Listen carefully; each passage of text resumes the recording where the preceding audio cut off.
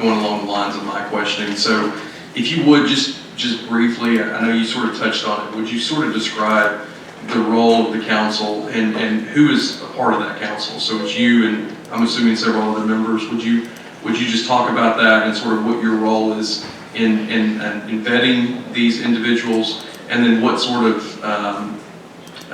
self-regulatory role that y'all play or these members play in governing yourselves and them?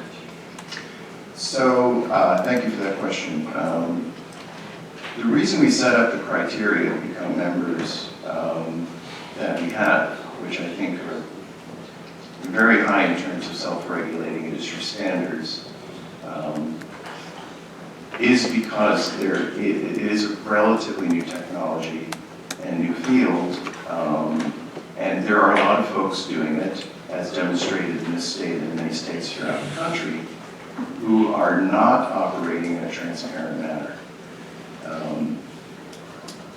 Our attempt to self-regulate, obviously we're not a government entity, we're not a formal regulatory body. We encourage and work with municipalities to pass the kind of regulatory laws, for example, the noise abatement laws that have been articulated in many municipalities of late. We strongly encourage regulation in this industry. Of course, that's in the hands of legislative bodies. So we serve in advisory capacity on what those should be.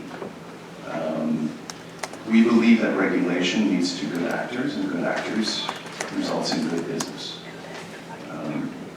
We think we're much more profitable if everybody is obeying by the regulations we've set forth.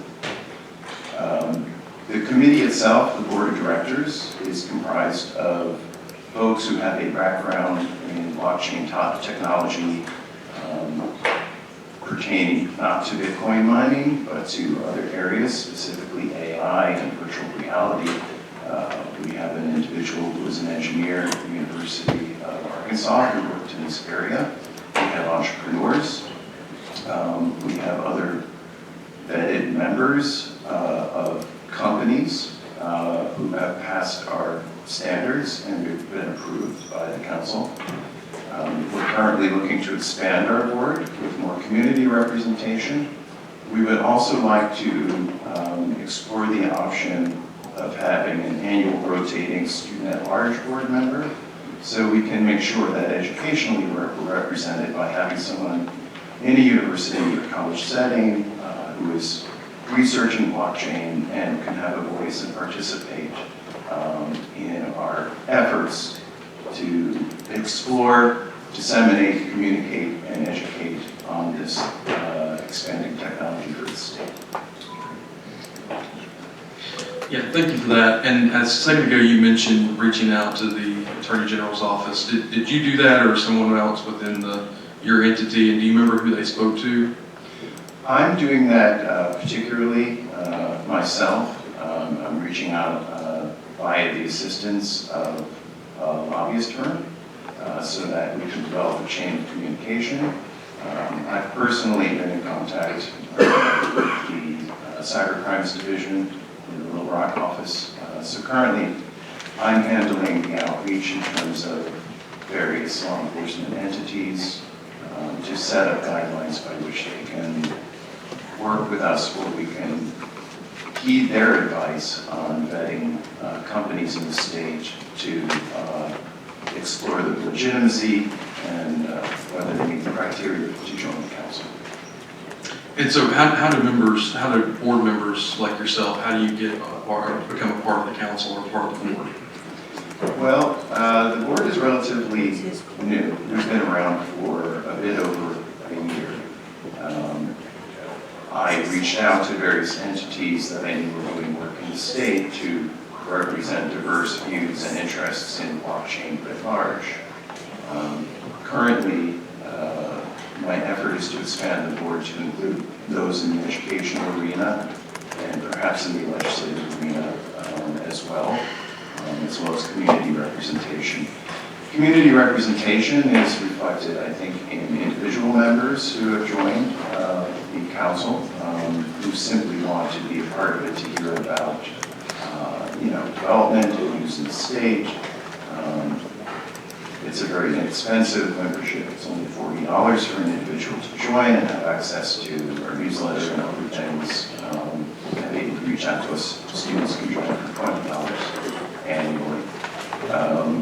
In terms of companies represented on the board, the only companies represented currently are Crypto Farms and BTC Immersion, which is the immersion cooling company that operates in the Jonesboro area.